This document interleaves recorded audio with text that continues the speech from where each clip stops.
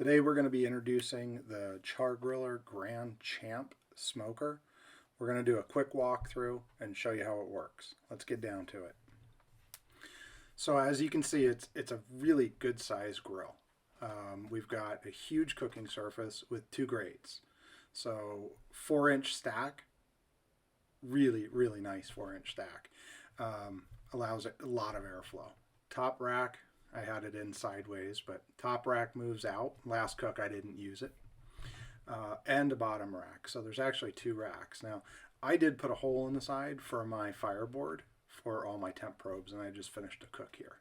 The folding shelf is nice too. I didn't show that in the video, but that front shelf folds down. So this is the bottom rack, pulls out. Now what I've done is added a water pan. Just use a bread loaf pan, works really well in that spot. I've still got to clean it and empty it out. And I add a little bit of foil in there, kind of as a dampener from the firebox. So they seem to sit there. It does come with this, so that will kind of allow the air to go underneath that rack. But let's see if we can pull this out and take a look at it. So as you see, the entire thing comes down. It comes out. Now I've got the bottom lined with foil. That's why it looks like that on the bottom. But this is very easy to clean. We can just set it aside, and I'll show you the inside a little bit. So you see the foil front rack that folds down, firebox right there, and I just covered it up to keep it a little easier on the cleaning side.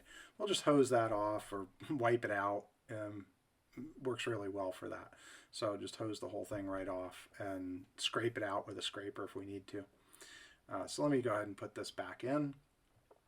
Get the it fits in there pretty tight. I move it all the way over to the left to get it in, and then I'll put the diffuser plate back in. All right, we're going to put that diffuser plate back in. So you move that rack all the way over to the left. So you slide that way over. There's some clips right there, so you can just set that down in there. Now I'm using and then I move it all the way to the right so it sits against that.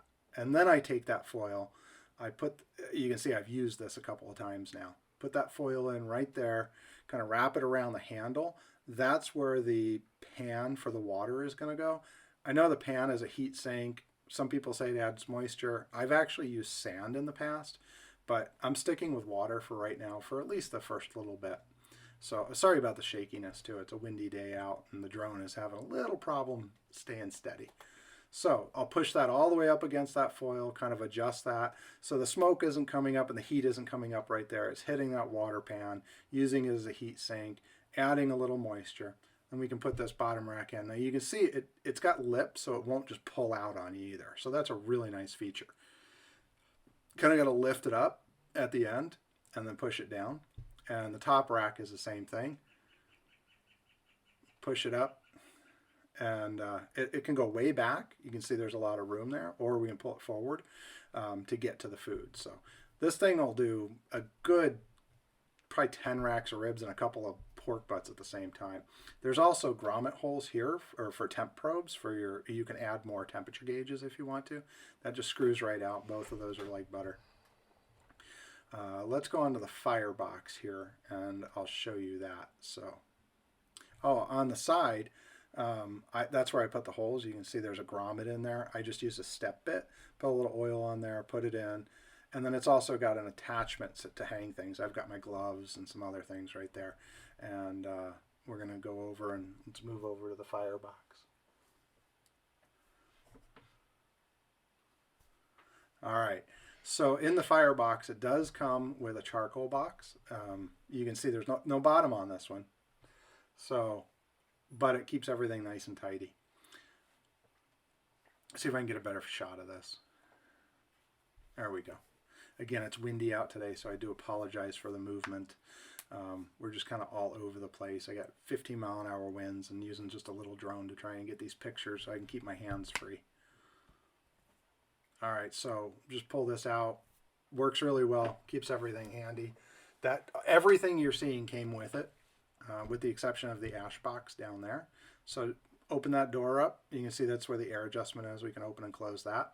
Check this out. You pull that ash tray right out. Drop it right into the ash bucket. pretty much done cleaning. Now I usually use the shop vac to go ahead and clean that up a bit. Firebox is nice and large, big hole going into the smoker, so no airflow restrictions at all. Now I do keep this box, this charcoal box back here in the very back right hand corner.